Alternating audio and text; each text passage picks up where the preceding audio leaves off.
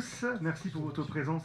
7 juillet, pendant les vacances estivales. Merci également au public d'être présent. Avant d'ouvrir cette séance, je vais procéder à l'appel des conseillers et conseillères municipales. Donc Evelyne Alexandre présent, Laurence Augier présent, présente, Mélissa Bernard présente, Frédéric Benvigna présente, Alain Borter présent, Sandrine Caille présente, Betty Coduro présente, Véronique Clousier a donné pouvoir à Mélissa Bernard, Sébastien Cros présent, Jonathan Dezer présent, Pascal Devis a donné pouvoir à moi-même, Julien Donzel présent, Patrick Estève présent, Élodie Gallet présent, a donné pouvoir à Patrick Estève, Gérard Gaillet a donné pouvoir à Alain Borter, Christophe Haï présent, Myriam Herman a donné pouvoir à Evelyne Alexandre, James Espinas présent, Christophe Marc a donné pouvoir à Sébastien Cros, Christophe Martin est excusé, a donné pouvoir à Romain Petit, il représente la commune à la réunion des correspondants défense. Romain Nouvel présent, Romain Petit présent, Sylvain Pont présent,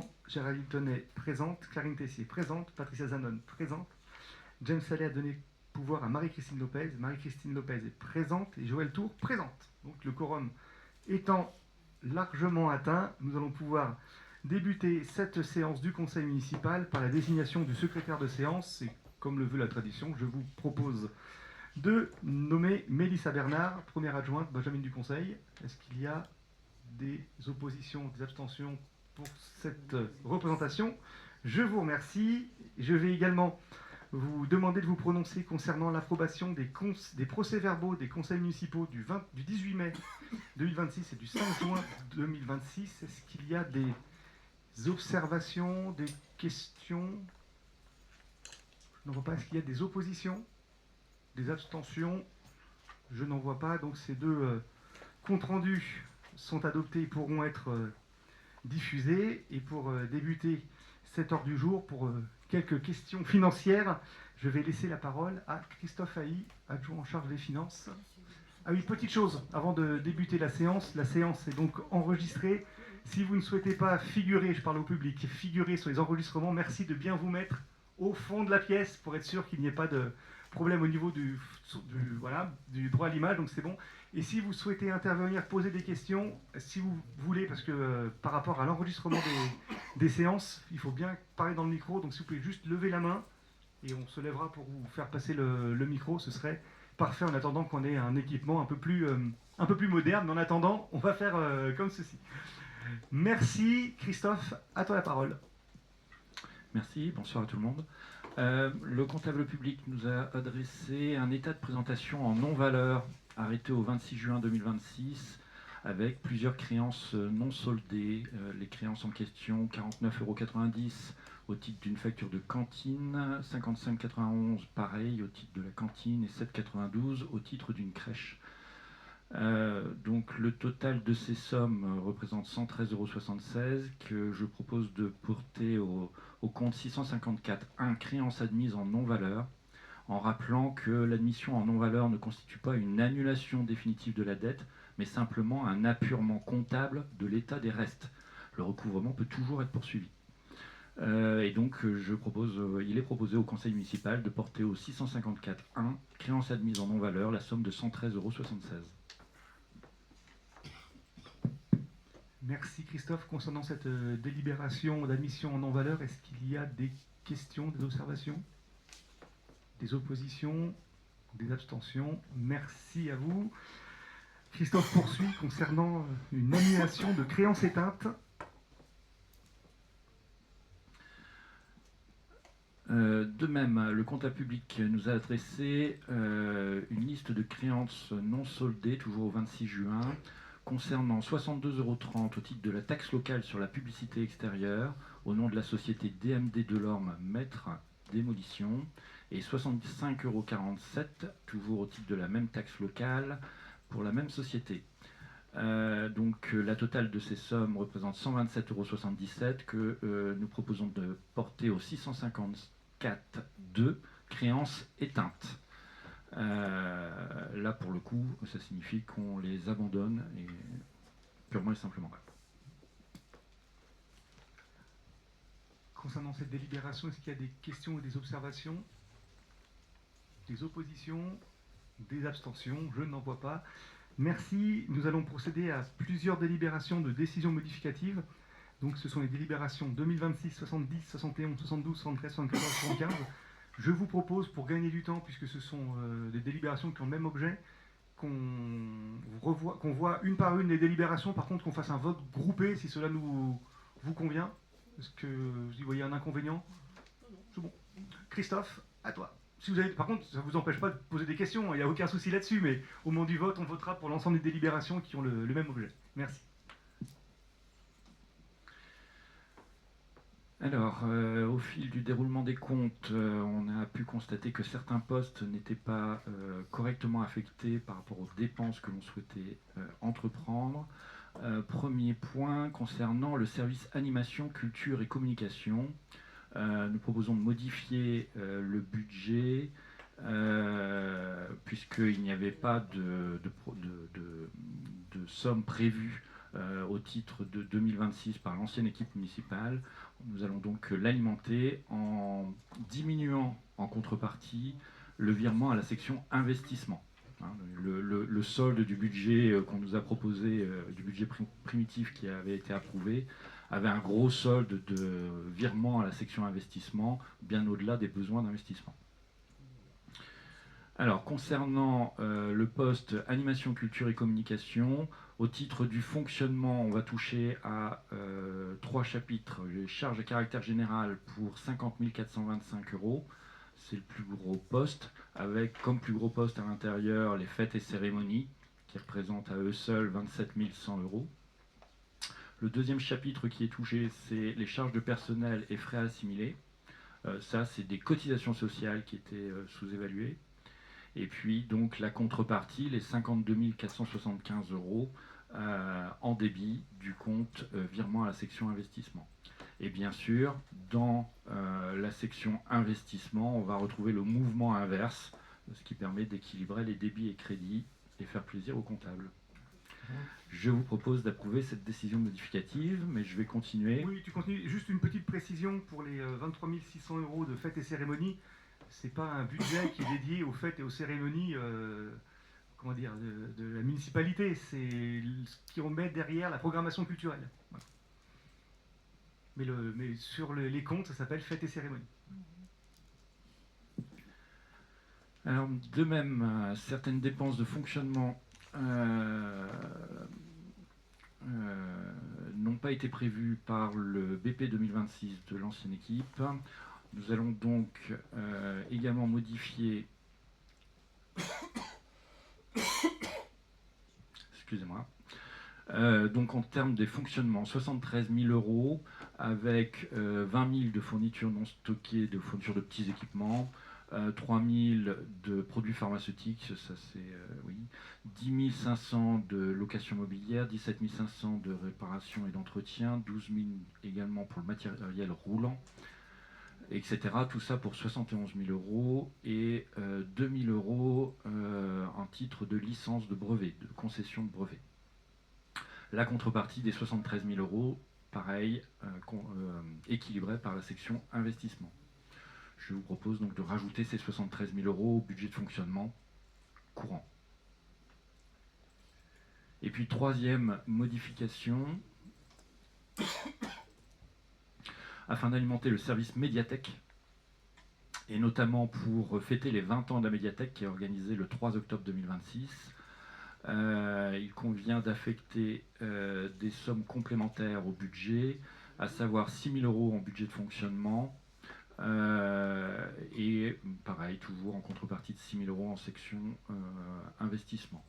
Dedans, les postes sont à peu près équilibrés entre les fournitures d'alimentation, de petits équipements, de fêtes et cérémonies, de catalogues et de transport de biens. Donc fêtes et cérémonies, je suppose que c'est pour des concerts ou des choses comme ça qu'il y a autour. Et donc je vous propose cette décision modificative numéro 4.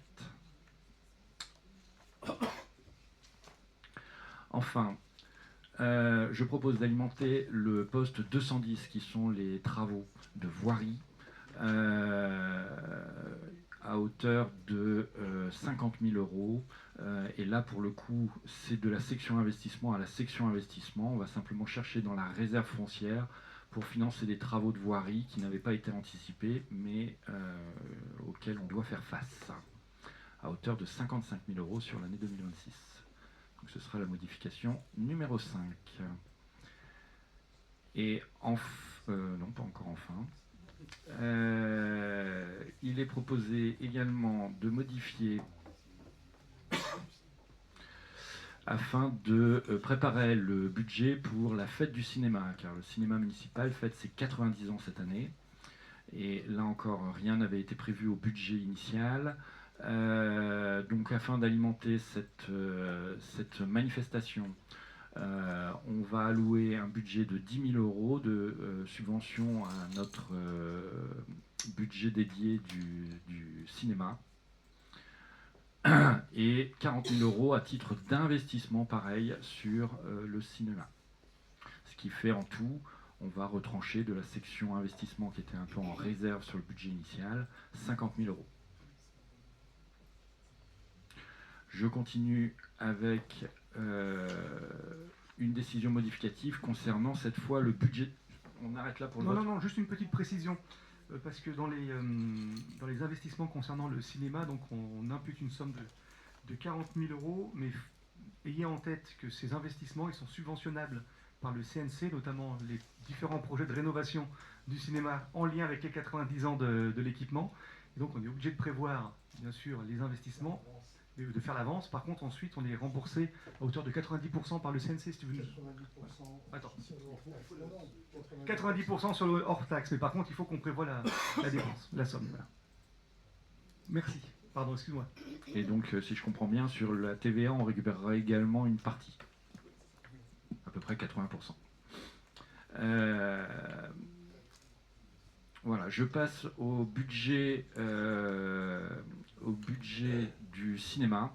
Donc là, le budget dédié, puisque c'est une délégation de service public, c'est un budget à part. Donc le cinéma va fêter ses 90 ans. Au titre, son budget n'a pas été prévu en ce sens. On a fait une subvention de 10 000 € et donc le cinéma prévoit de dépenser ces 10 000 € toujours dans le poste fête et cérémonie qui va concerner tous les événements qu'il y aura autour de cette fête des 90 ans. Et puis il y a également les 40 000 € d'investissement prévus. Alors, on a fait sortir du budget principal dans la modification précédente pour arriver dans le budget dédié du cinéma qui est complètement à part. Voilà, donc il y a une modification sur ce budget-là et j'ai fait le tour des modifications à voter. Merci. Est-ce que vous avez des questions concernant ces décisions modificatives de crédit? Oui. Attendez, madame, on va vous donner le micro.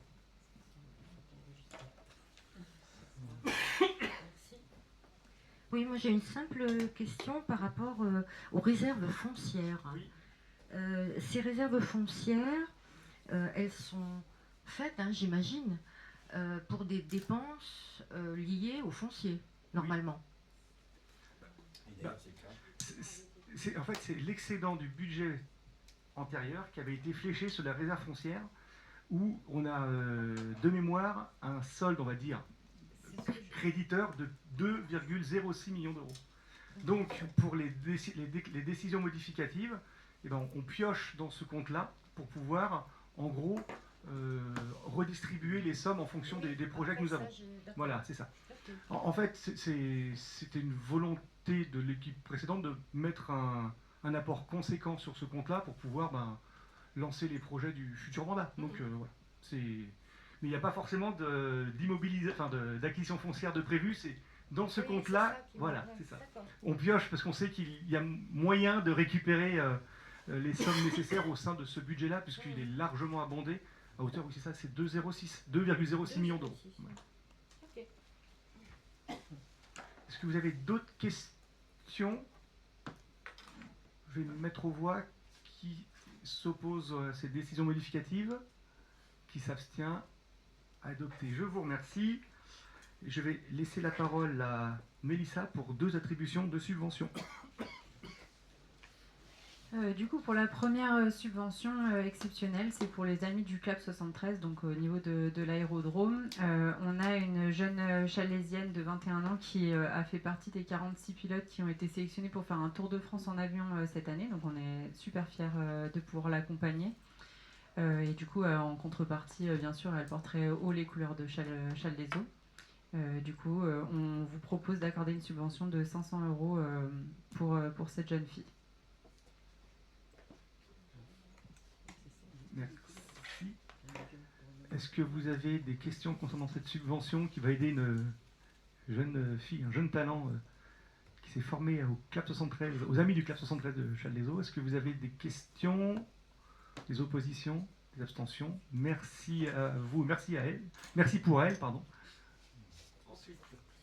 La deuxième subvention, c'est une subvention de 1 000 € à l'association Radio Grand Lac. On avait déjà à l'époque, au sein du conseil municipal, dont je ne faisais pas partie, donné une subvention à cette radio parce qu'elle nous permet de toucher un public de l'autre côté du bassin chambérien pour notamment la saison culturelle et faire rayonner l'espace Bellevarde. Du coup, en contrepartie, la radio diffusera bien sûr des annonces pour la commune, dont les informations pour la saison culturelle et les spectacles qu'on va programmer pour remplir la salle et ramener du monde. Et c'est dans ce cadre que nous aurons droit à une émission mensuelle qui s'appellera 1 heure, une commune, où pendant 1 heure, on pourra mettre le focus sur des artistes qui viendront se produire à Châles des Eaux ou des talents locaux. Par exemple, la jeune fille qui participera à son Tour de France en avion, on pourra la mettre en avant au cours d'une émission. Ça peut être également la mise en avant d'initiatives locales, pourquoi pas des dispositifs liés à la démocratie locale également, donc le CCS, voilà. Donc on aura les 1 000 €, de la publicité et également 1 heure d'émission consacrée chaque mois à Châles des Eaux. Voilà. Et lorsque nous avions lancé le dispositif, il me semble, c'était en 2021, on s'était rendu compte au niveau de la fréquentation de la salle culturelle qu'on arrivait plus à toucher un public issu du bassin aixois qui naturellement ne vient pas à Châles des Eaux, mais du fait de la communication et de la programmation intéressante, venait jusqu'à nous, et ça nous permettait de rayonner un peu plus largement. Voilà. Est-ce que vous avez des questions? Oui. Bon, ben moi, cette subvention, elle me gêne parce Oui. qu'il y a d'autres, bien sûr, il y a d'autres radios associatives et d'autres radios qui passent toute notre programmation, enfin tout ce qu'on veut, ici Pays de Savoie, etc. Bon, qui n'est pas une radio associative, mais il y a ODS Radio, il y a Radio et les Bords, enfin voilà, il y en a certainement d'autres que j'oublie. Et oui, c'est vrai, on avait donné on avait donné il y a 5 ans un coup de pouce, ce qu'on avait estimé comme un coup de pouce au démarrage de cette radio, parce que cette radio a 5 ans. C'est ça. Exactement, donc elle est toute neuve, et donc on avait voté en conseil municipal, oui, en effet, une aide, je ne dirais pas de combien. C'était ça, c'était 1 000 € aussi. J'ai pas été regarder. C'était la même somme. Bon, mais par contre, c'est une radio où tu es chroniqueur, où tu as été chroniqueur.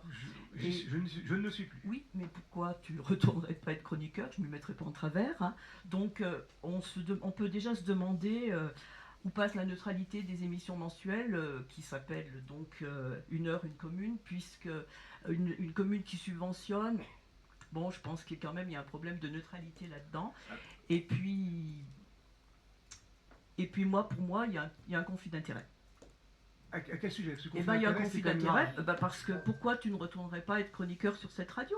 Et pourquoi subventionner cette radio alors qu'il y en a plein d'autres qui font notre promotion? J'étais chroniqueur bénévole, donc je ne touchais 0 € de la part de la radio, donc il n'y a aucun conflit d'intérêt. Je ne serai plus chroniqueur au sein de cette radio, donc il n'y aura pas de conflit d'intérêt. C'est le genre d'accusations qui sont quand même graves, Marie-Christine. C'est pas grave.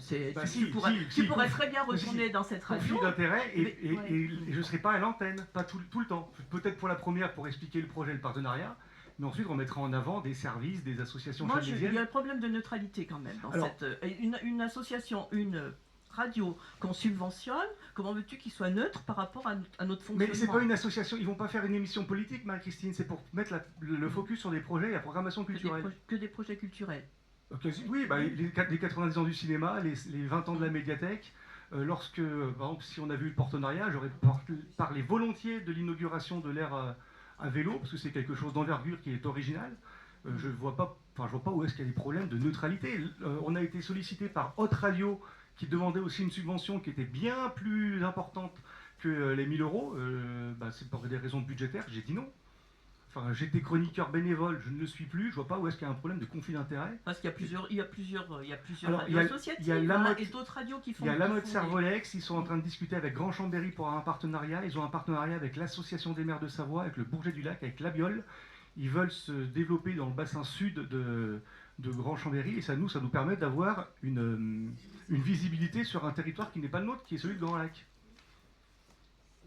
J'entends. En fait, dans ces cas-là, après, il y a des conflits d'intérêts avec toutes les associations dans lesquelles chacun d'entre vous fait partie. Non, les associations, jusqu'à présent, données aux associations challésiennes. Hein. Pas forcément. Ouais, c'était très rare. Pas forcément. J'ai la liste des subventions, mais c'est pas forcément chalésien. C'est faux. Et moi, j'étais On chroniqueur. pourra faire des remarques aussi. J'étais chroniqueur pour une association historique qui concernait l'histoire des pays de Savoie. Donc, et j'étais bénévole, j'ai touché 0 € de cette association. Non, donc, je vois pas en quoi. Je vois pas que. Je dis pas qu'il y a eu d'argent Je demande juste derrière, qu'on retire le terme de conflit d'intérêt. Parce qu'il n'y a pas de conflit d'intérêt. Il y a des conflits d'intérêt quand on touche de l'argent en échange de quelque chose. Donc on va parler simplement de neutralité. Voilà, neutralité. Neutralité, il n'y a pas de souci. Donc, pour vous rassurer, Marie-Christine, il n'y a aucun problème de neutralité dans la mesure où c'est pas une association, c'est pas une radio qui va parler de problèmes politiques ou liés à la vie institutionnelle de Challes-les-Eaux. C'est pas du tout son rôle. Son rôle, c'est de mettre le focus sur des animations et des événements qui auront lieu à Challes. Par contre, sur l'énoncé, on parle pas de, voilà, on dit pas que ça sera uniquement des informations culturelles. Alors c'est marqué initiative locale, donne la parole à des acteurs locaux, élus, artisans, commerçants, chefs d'entreprise, présidents d'associations. Parce que parfois, il peut y avoir une initiative qui participe à l'animation de Challes-les-Eaux et qui émane d'associations de commerçants, type la fête de la musique, la fête de la bière, qui n'est pas une association, qui n'est pas une animation municipale dans la mesure où elle est organisée par une association, artisans et chefs d'entreprise, typiquement, quand l'Union des commerçants, l'association Cœur de Châles organise la fête de la musique, moi je vois pas pourquoi est-ce que je n'inviterais pas le président de cette association, qui est chef d'entreprise, pour parler d'une animation gratuite qui touche tous les publics à Challes-les-Eaux. Ça me pose pas de problème. Et pour les élus, bien sûr, si une fois avec Patrick, on veut aller avec Frédéric pour parler des 90 ans du cinéma et de ce que l'on prépare, bien sûr, on demandera à Patrick, à Frédéric et à Philippe de se joindre à cette radio pour parler des 80 ans du cinéma, mais il n'y a aucun problème de neutralité. Hein. Ce que je veux dire, c'est qu'il y a d'autres radios aussi qui font. Alors, c'est pas le même tarif. Et par contre, mais quand on donne une subvention, on donne ce qu'on veut. Ils nous imposent pas un tarif. Si. Ah si. Ah si. On a eu Haute Radio. On peut également vous donner ce que coûte de la publicité un peu organisée sur d'autres radios qui ne sont pas associatives mais qui sont très locales. Et on est loin des 1000 € par an. Là, on est sur 1000 € sur des animations, une émission qui va durer 10 mois. C'est-à-dire 100 € l'animation, 100 € l'émission. Si vous allez sur des radios concurrentes qui ne sont pas associatives, c'est plutôt 1000 € l'émission. Hein. Les tarifs sont très élevés. Et on a eu, pour vous le dire, parce qu'on a eu une demande il n'y a pas longtemps de haute radio, les prix sont très élevés. Nous, on ne peut pas se permettre de mettre ces prix-là pour de la communication institutionnelle. J'entends qu'ils rayonnent aussi bien sur Aix-les-Bains, mais tu prends ici Pays de Savoie, on leur téléphone et on a un article quand on veut. Alors ici Pays de Savoie, ils font des interviews à notre demande en fonction de leur planning. Si on veut de la publicité, c'est payant. Oui, mais on veut pas de publicité. On veut simplement, on veut donner de l'information. Et justement, là c'est pas de la publicité. Là, on a une émission contre 1000 € pendant 10 mois pour parler d'initiatives locales. La publicité, je vais pas mettre la même somme pour avoir une publicité pour des animations culturelles. À chaque fois, budgétairement, c'est pas possible. Par contre, à l'année, le partenariat me va très bien, d'autant plus qu'il avait lieu par le passé en 2021 et que ça fonctionnait très bien. Et à l'époque, j'étais d'ailleurs chroniqueur aussi, hein, pour être totalement transparent. Oui, je sais, je sais. Moi, à cette époque, j'avais évalué ça comme un coup de pouce à une radio qui démarrait. On avait fait tous les mois, on avait droit à une émission pour parler de la programmation culturelle. On avait invité des artistes, des troupes de théâtre locales pour faire la promotion de leur spectacle. Puis on avait même élargi le champ avec des acteurs locaux un peu plus, je ne les ai pas en tête, mais qui ont participé à la vie culturelle, au rayonnement de Challes-les-Eaux. Pour nous, c'est super important. Si on peut essayer de communiquer et d'avoir des spectateurs ou un public issu des bords du lac du Bourget et pas seulement du canton de la Ravoire ou de l'agglomération de Grand-Chambéry, c'est parfait. D'autant plus qu'une personne qui vient un peu de loin, on peut supposer qu'il ne viendra pas seulement que pour un spectacle. Il viendra peut-être pour se restaurer, pour reprendre une boisson à l'issue du spectacle ou profiter un peu d'outils challésiens que nous avons à disposition à proximité de l'espace Bellebarde. L'intérêt, c'est aussi ça. Merci. Est-ce que vous avez d'autres questions? Je vais mettre aux voix. Qui s'oppose à cette délibération? Qui s'abstient? James également, donc trois abstentions. Merci. Non, Mais non, James, non, mais James, change de place, s'il te plaît. Il y aura de la confusion. Donc, 3 abstentions, dont James Allais et pas James Lespinasse. Comme ça, on a bien compris. Je vais laisser la parole à Evelyne Alexandre pour les nouvelles conditions tarifaires et les modalités de règlement de la régie culturelle. On se fait passer le micro. C'est pas grave.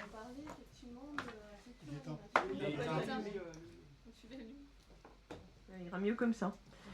Donc c'est la saison culturelle 2026-2027. On va faire évoluer, si vous le voulez bien, les conditions tarifaires. Alors dans un premier temps, on va faire une extension des bénéficiaires des tarifs réduits.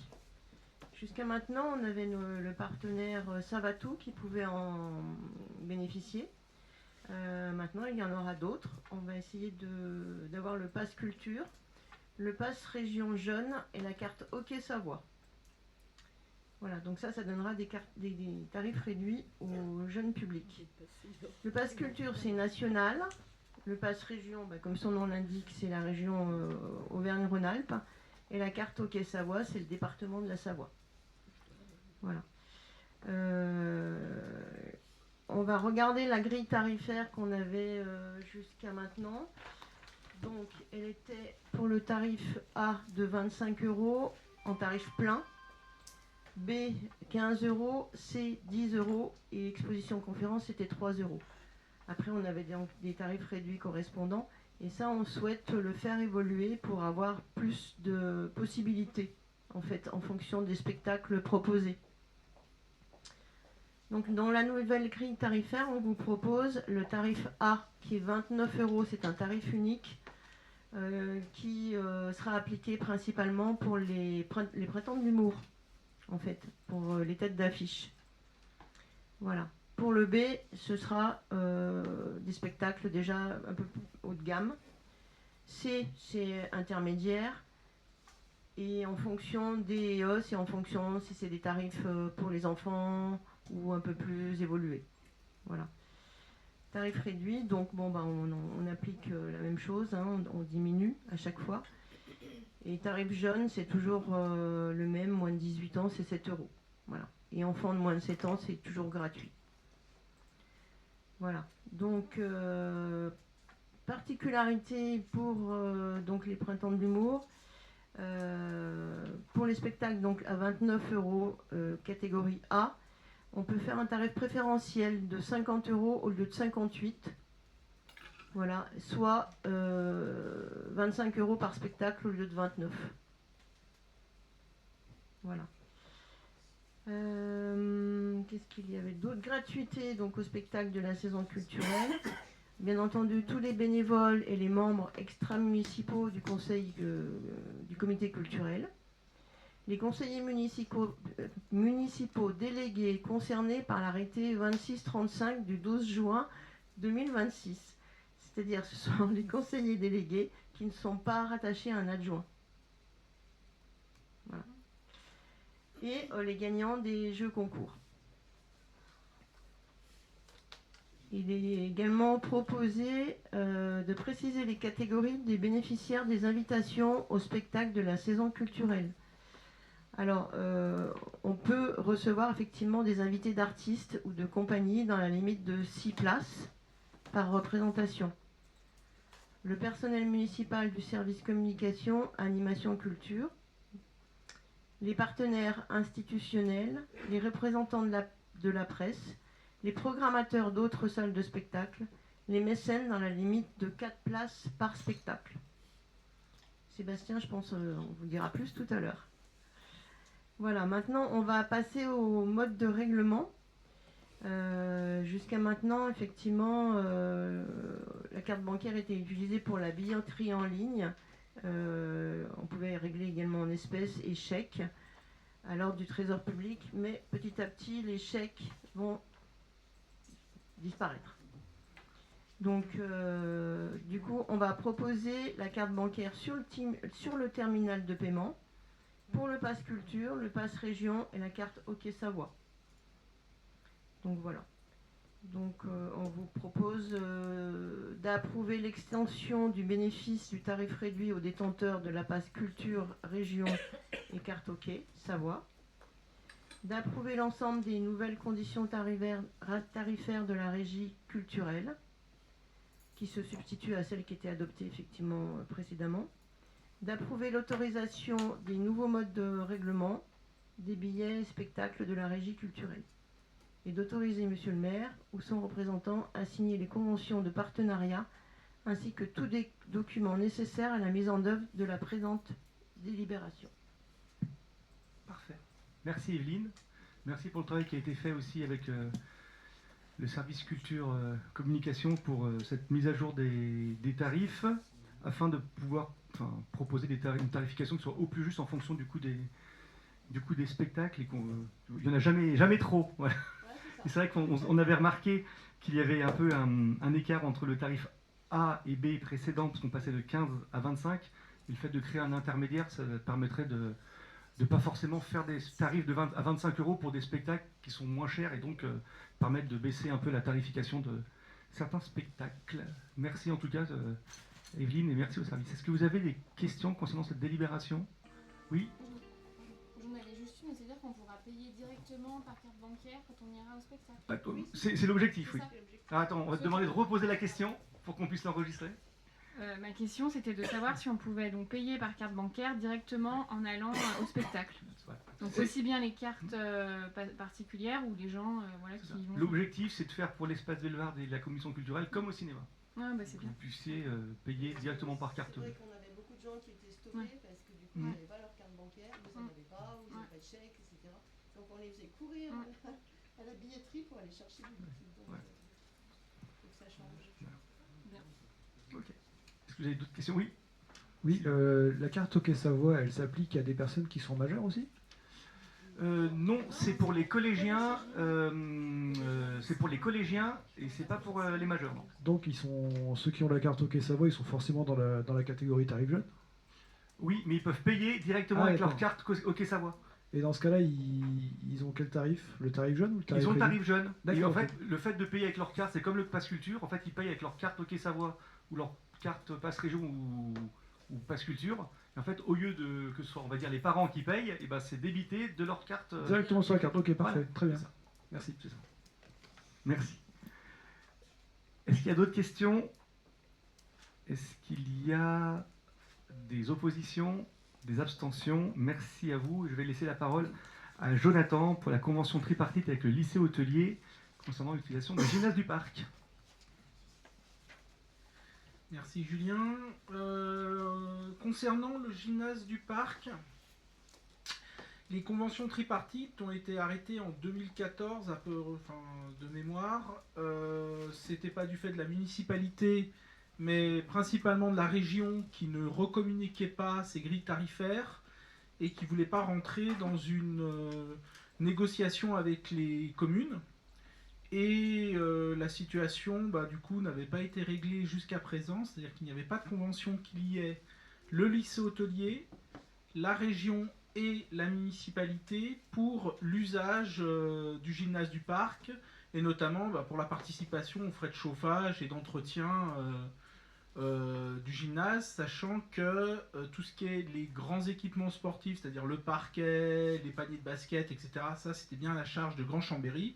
Mais tout ce qui est, on va dire, l'entretien, le chauffage et les sanitaires, par exemple, du gymnase du parc, étaient à la charge de la commune. Et donc, du coup, on a eu un trou avec le gymnase, avec le lycée hôtelier.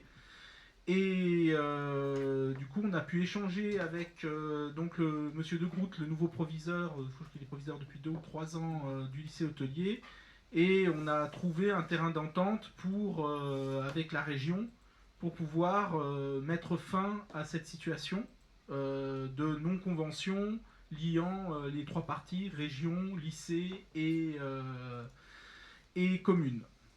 Donc, alors, on a aussi un problème purement légal, c'est-à-dire que l'on ne peut pas appliquer un tarif aujourd'hui qui n'a pas été voté préalablement par le conseil municipal pour l'année 2026-2027, et on va devoir et le tarif qui sera voté pour l'année 2027 ne sera applicable qu'à partir de l'année scolaire 2027-2026.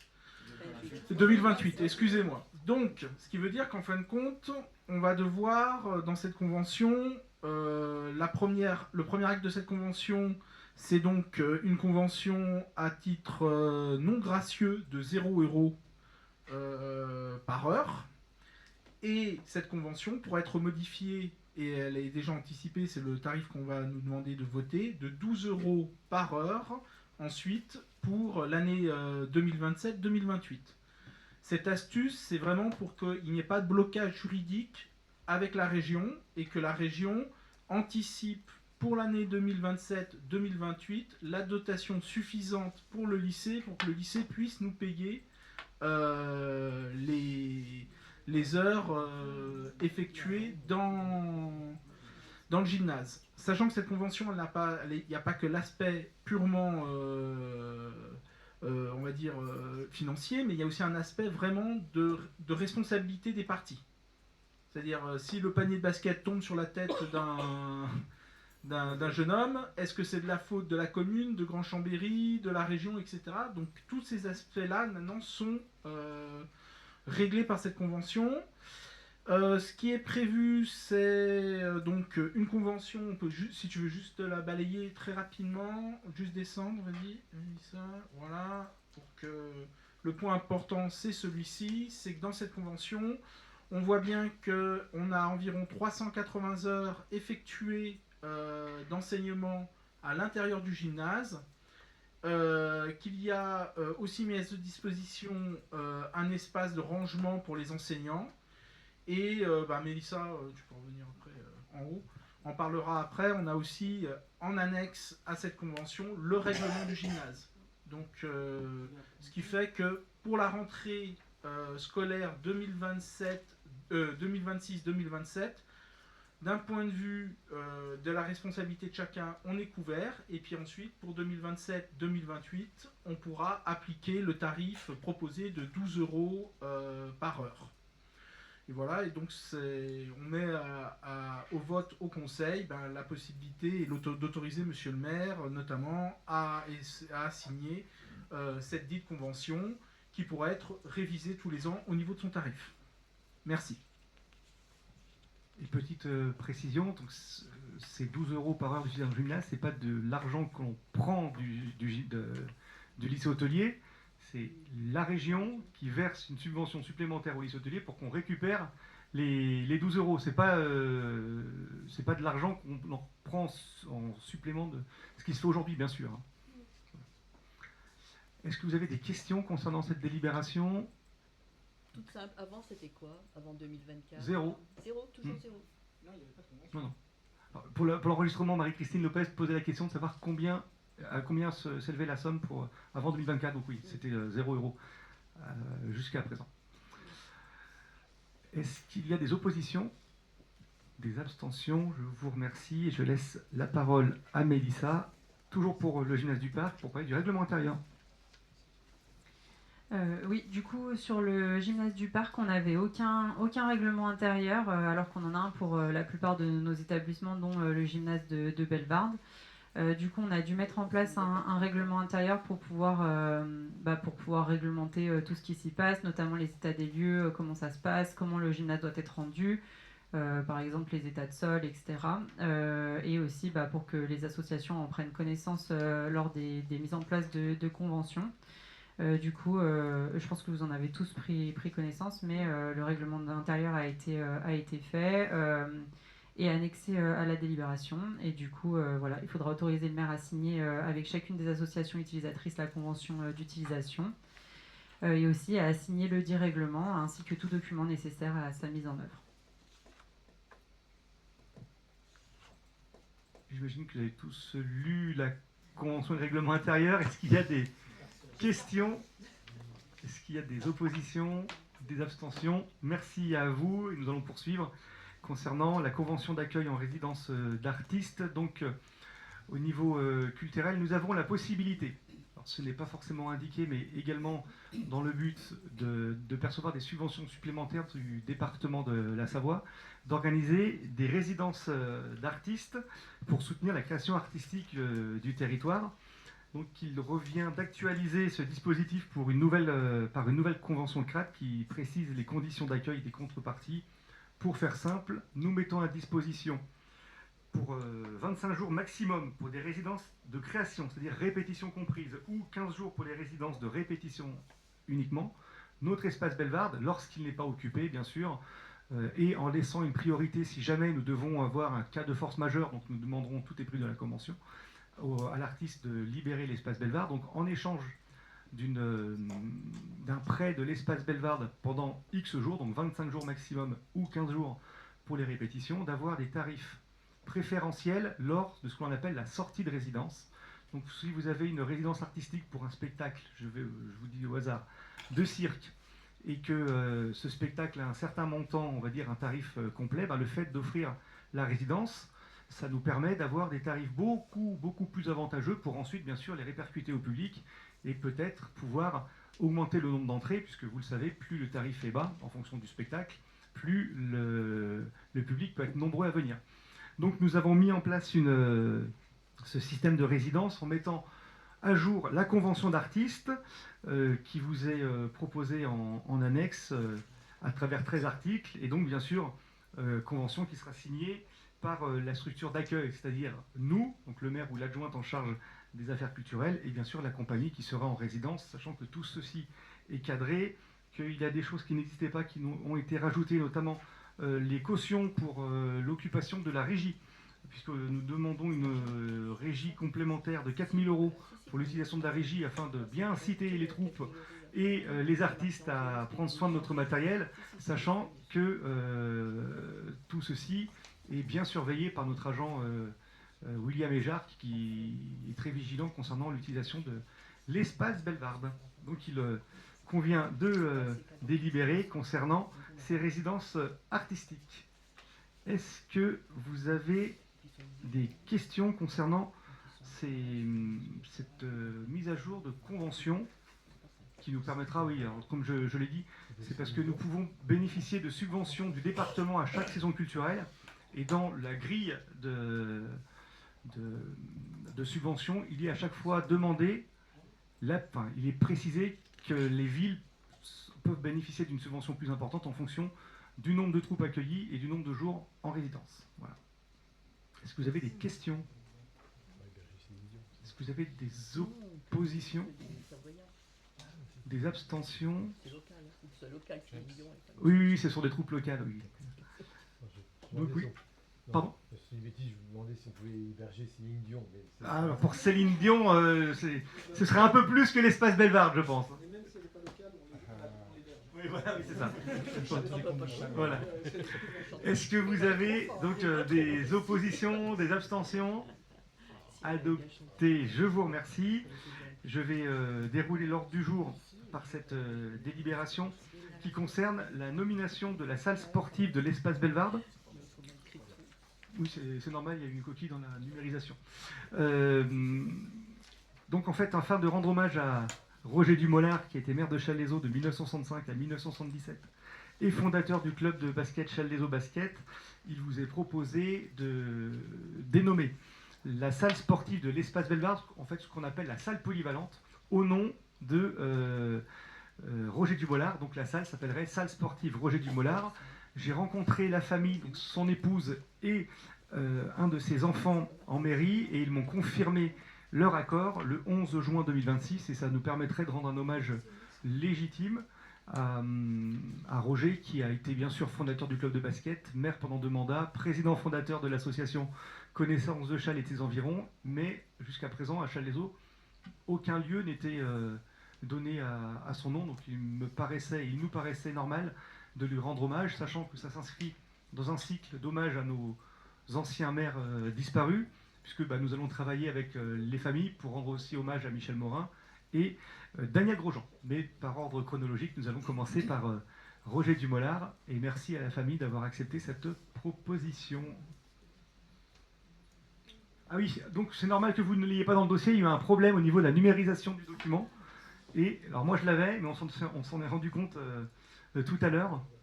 Donc est-ce que... c'était dans l'ordre du jour, voilà, mais la délibération a eu un petit problème de numérisation. Problème qui sera réglé quand nous passerons par le logiciel...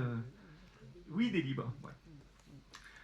Est-ce que vous avez des questions, des observations? Non, je suis entièrement satisfait. Merci. C'est bien normal. Non, mais c'est bien normal. Donc, bien sûr, on vous tiendra informé du jour de l'hommage qui se fera en lien avec le club de basket et la famille, sachant qu'on a quelques pistes, mais on garde encore ça en tête, parce qu'il faut qu'on en parle avec la famille, mais en tout cas, les choses se passent très très bien du côté de la famille Dumollard, qui a été ravie de cette proposition. Donc, je crois comprendre qu'il n'y a pas d'opposition, pas d'abstention. Je vous remercie et je laisse la parole à Sébastien pour l'installation d'un dispositif de mécénat. Bonsoir à tous, on revient sur la culture. Je vous présente ce soir la mise en œuvre du mécénat culturel avec la volonté de la municipalité de dynamiser la programmation culturelle de la commune tout en optimisant les ressources budgétaires publiques. La loi numéro 2003-209 du 1er août 2003 relative au mécénat, aux associations et aux fondations, dite loi Ayagon, je ne sais pas si on prononce comme ça, Ayagon, ok, permet aux collectivités territoriales de bénéficier de dons de la part d'entreprises, ces dons ouvrant une réduction d'impôt égale à 60% du montant du don, article 238 bis du CGI, Code général des impôts. Je tiens à préciser que ce dispositif est aussi ouvert aux particuliers, pas uniquement aux entreprises. Également, je vous précise que la loi Ayagon, j'ai plus ma petite note, permet ce dispositif de mécénat de 3 manières. La première, c'est le mécénat financier, avec un apport en numéraire. La deuxième, c'est le mécénat en nature, avec un don de marchandises ou une mise à disposition de salles ou de matériel. Et le mécénat de compétences, via la mise à disposition de salariés, par exemple. Et de notre côté, cette délibération porte uniquement sur le mécénat financier. Je vous fais un petit point des modalités du dispositif. L'intérêt général, les projets financés présentent un caractère culturel et concourent à la mise en valeur du patrimoine ou à la diffusion de la culture. L'indépendance, le versement du don n'octroie aucun droit de regard au donateur sur le contenu de la programmation ou les choix artistiques de la commune. Le formalisme, un reçu fiscal, un CERFA, sera rempli par la mairie et sera remis pour chaque don, et une convention de mécénat sera signée pour les montants supérieurs à 1 000 €. Donc pour tous les montants, parce que ça commence à partir de 1 000 €. En contrepartie, la commune pourra offrir de la visibilité, de la billetterie, éventuellement un accès privilégié dans la limite de 25% de la valeur du don, et ce, conformément à la doctrine fiscale en vigueur. Il y aura également une charte signée entre le donateur et la collectivité, ainsi qu'un choix des contreparties qui sera décidé à ce moment-là avec chacun des donateurs. Je tiens à vous dire aussi que j'ai pris contact avec le déontologue du centre de gestion de la Savoie. Le déontologue nous précise que les entreprises ayant un lien étroit avec les élus ne peuvent pas participer à ce dispositif. Donc on est plusieurs à être concernés et malheureusement, même si c'est pour donner de l'argent, on ne peut pas. Il est donc proposé au conseil municipal, je ne sais pas si on va voir le tableau, non Isabelle? Non. Je ne sais pas si ça va être lisible, mais on pourrait. Ouais. Et s'il y a des questions... Voilà, s'il y a des questions, il y aura le tableau qui reprend les différents avantages. Et oui, ah bah il est penché. Bon, il sera consultable. Vous devez l'avoir normalement dans votre notice. Ça a été renvoyé. Oui, vous l'aviez Oui, on a des problèmes de scanner. Et donc, il est proposé au conseil municipal d'autoriser la mise en place d'une démarche de mécénat pour les événements culturels de la commune, permettant ainsi d'associer les acteurs économiques locaux au rayonnement du territoire. Merci. Merci. Oui, donc petite précision, c'est vrai que lorsqu'il y a eu cette délibération, parce que je sais que plusieurs élus sont concernés pour avoir monté des entreprises, donc ils ne peuvent pas participer au mécénat d'entreprise. Par contre, vous, en tant que salarié d'une structure, rien ne vous interdit d'en parler à votre employeur pour lui dire qu'il y a du mécénat d'entreprise qui a été lancé. Hein. Il n'y a aucun souci là-dessus. Et bien sûr, puisque ce mécénat s'adresse aussi aux particuliers, nous, élus en tant que particuliers, ne pouvons pas participer à ce mécénat, vous comprendrez bien. Est-ce qu'il y a des questions concernant ce nouveau dispositif? Oui.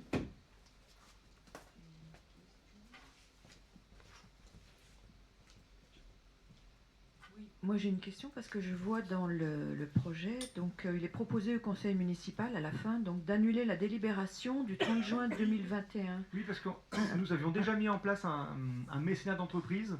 C'est vrai que nous n'avions pas pris le temps de démarcher l'ensemble des entreprises. C'était sur un autre dispositif où les entreprises payaient, on va dire, une place à 50 € en échange d'avantages et de cadeaux. Voilà.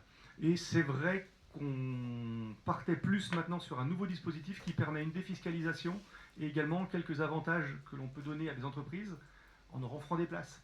Tout à l'heure, quand on parlait des tarifications, c'était marqué places gratuites offertes aux entreprises qui participent au mécénat culturel. En fait, ces places, elles ne sont pas gratuites dans la mesure où le mécène a quand même déjà payé sa place. Voilà. Mais en rétribution, il y a des places qui seront offertes dans la limite de 4 spectacles, pas plus, pour éviter qu'un mécène qui donne une grosse somme d'argent remplisse la salle juste avec ses contacts, ses clients. Quoi. Voilà. Donc tout est bien cadré grâce à Sébastien qui a fait un gros travail là-dessus. Et donc 60% de défiscalisation, plus quelques avantages, bien sûr, pour permettre aux partenaires et employés des entreprises mécènes de participer au spectacle, sachant que, bien sûr, c'est totalement libre. Des mécènes des entreprises ont appris que nous allons mettre en place ce mécénat, ont indiqué qu'ils étaient intéressés, mais par contre ne veulent pas que le nom de leur entreprise soit affiché. Donc c'est totalement libre. Les personnes peuvent donner et c'est totalement libre. Bien sûr, si l'entreprise nous demande à ce que l'on affiche le nom de son entreprise qui a subventionné une partie du spectacle, bien sûr, on le fera, mais rien n'est obligatoire. Voilà. Est-ce que vous avez des questions?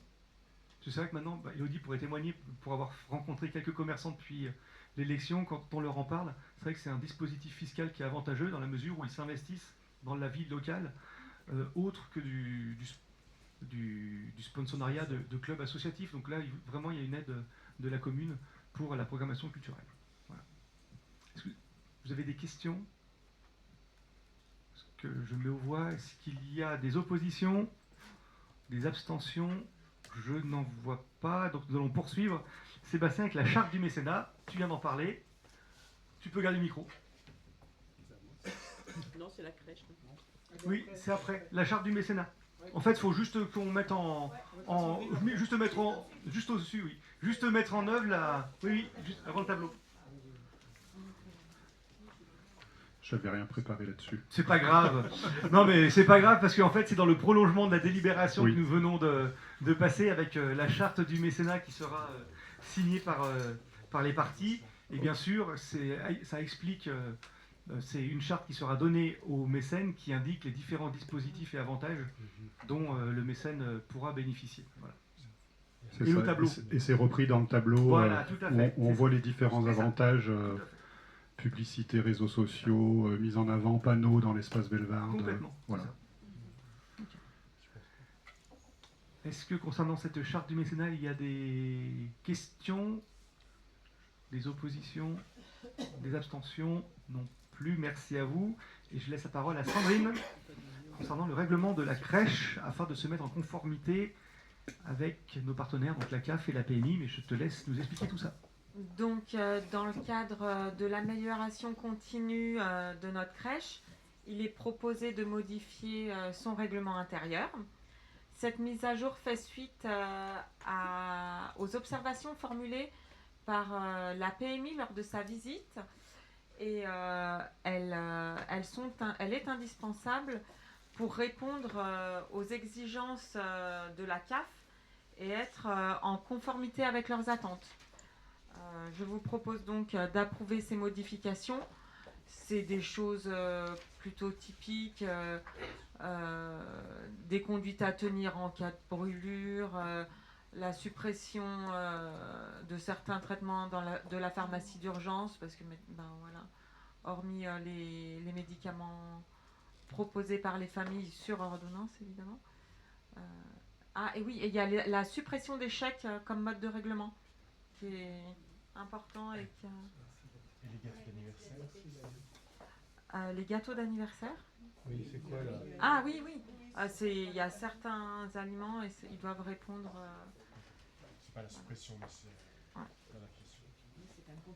On va peut-être y venir, ouais. Voilà. Je vous propose donc d'approuver ces modifications du règlement intérieur.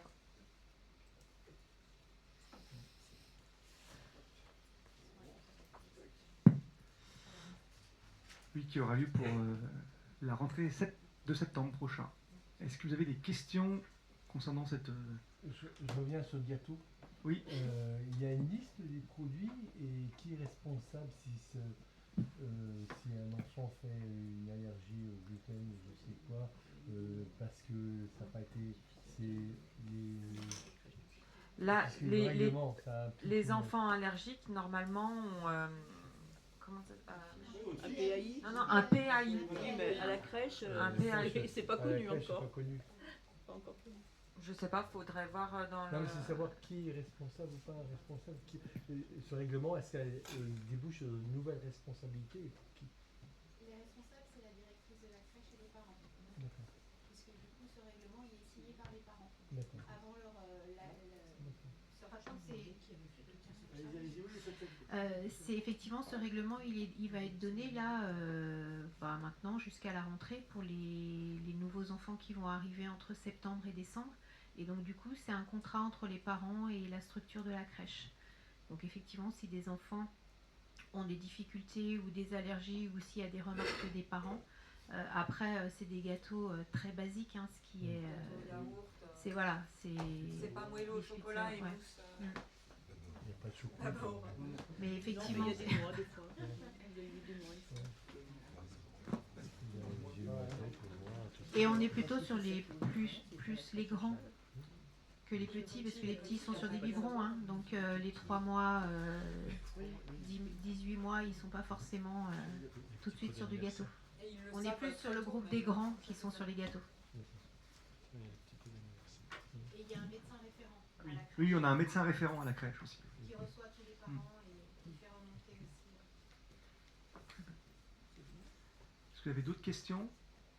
Oui, j'ai une question par rapport à la suppression du protocole de mise en sûreté des enfants en cas d'intrusion. Ça veut dire qu'ils vont plus faire de... il n'y aura plus de protocole, ils vont plus... C'est bien sûr qu'il y a un protocole. Je sais pas, c'est marqué suppression du protocole. C'est pour ça, c'est quoi? Oui, c'est...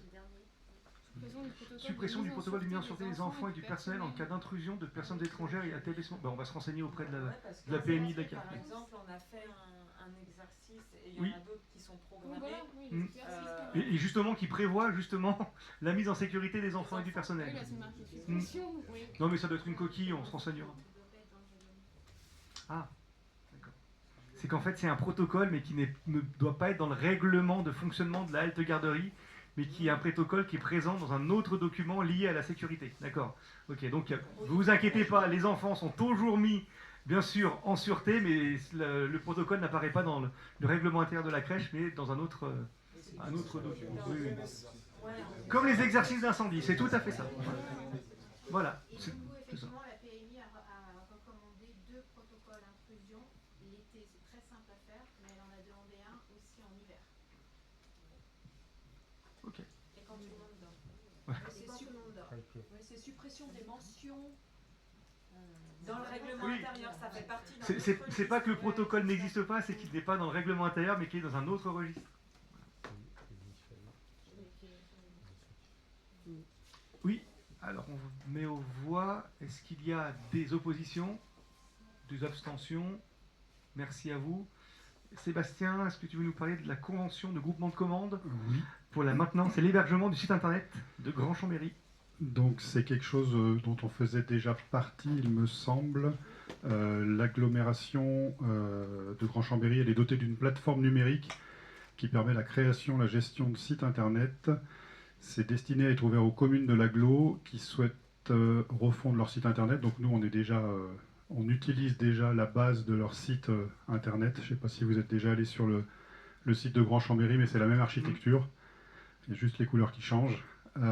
Il est donc proposé à la commune d'adhérer à nouveau à la convention de groupement de commandes dont le rôle de coordinateur auquel revient la charge d'organiser la consultation sera tenu par la communauté d'agglo de Grand Chambéry. Ça reprend les communes qui sont signataires du groupement actuel: Barbera, Challes-les-Eaux, Châtelard, Cognin, École, L'échrennes, La Motte, Le Noyer, Saint-Alban, Saint-Hyacinthe, Thouars et La Tuile. J'ai dit quoi? La Motte en Bauge, pardon. Et il est proposé au conseil municipal d'approuver l'adhésion de la commune au groupement de commandes entre Grand Chambéry et les communes adhérentes à la convention et d'autoriser monsieur le maire ou son représentant à signer la convention constitutive du groupement de commandes. Merci Sébastien. Est-ce que vous avez des questions, des oppositions, des abstentions? Merci à vous. Avant de passer aux questions diverses, vous avez dû recevoir pour information les actes passés par le maire en vertu de la délégation donnée au titre de l'article L2122.22 du CGCT avec l'ensemble des dépenses. Il y en a pas mal. Est-ce que vous avez des questions concernant ces dépenses? Je n'en vois pas, donc merci à vous. Pour les questions diverses, je voulais vous informer d'une nouvelle qui nous a été envoyée il y a quelques jours, parce que nous avons appris le décès de monsieur Louis Girard, qui a été élu municipal de 1983 à 2001. La sépulture se déroulera demain à 10h à l'église de Challes-les-Eaux. Donc nous avons une pensée à lui. J'ai eu son fils et sa fille au téléphone, donc nous pensons bien à lui. Et j'ai demandé à ce que la mairie envoie une gerbe pour la cérémonie de demain, parce qu'il s'est investi quand même durant 3 mandats. Et on peut penser à lui pour son... Patrick, tu l'as connu, pour son investissement. Quelques informations. Le prochain conseil municipal se tiendra le 8 septembre, puis le 20 octobre, et ensuite le 1er décembre à 19h. Et vous allez recevoir par Mélissa les invitations sur votre agenda électronique. C'est fait. Bon, pas encore. Pas encore. Ok.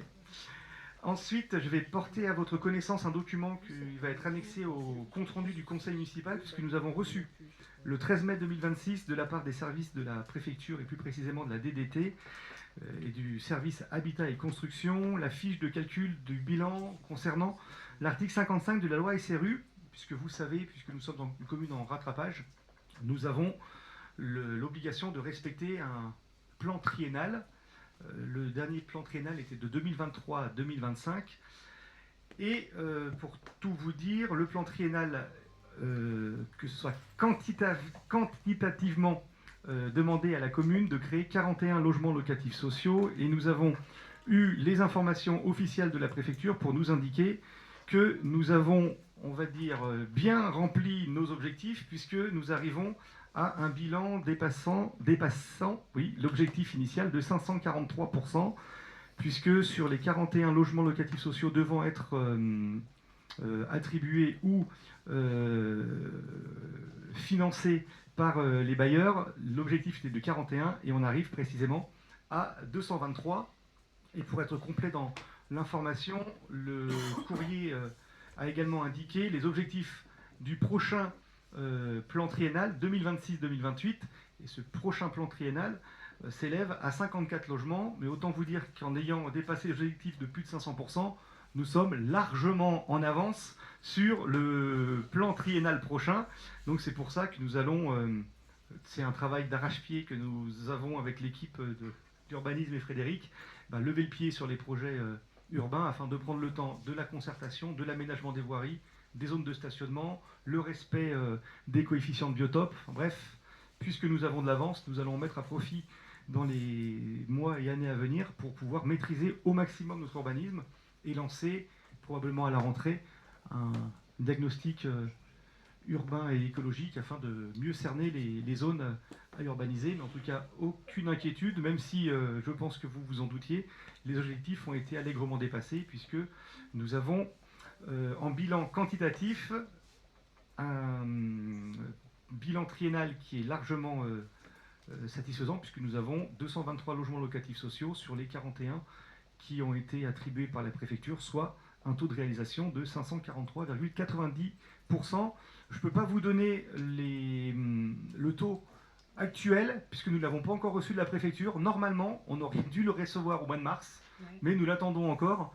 Donc, on va essayer de relancer les services de la préfecture pour savoir quel est notre taux, sachant qu'en ayant dépassé allègrement nos objectifs, on doit se rapprocher pas très loin des 20%, et qu'avec les programmes qui sont en cours, dont les permis de construire ont été signés et qui vont sortir de terre dans les prochaines années, nous allons aussi pas être très loin des 25%, mais tout ceci, bien sûr, est à prendre avec des pincettes tant que nous n'avons pas les données de la préfecture.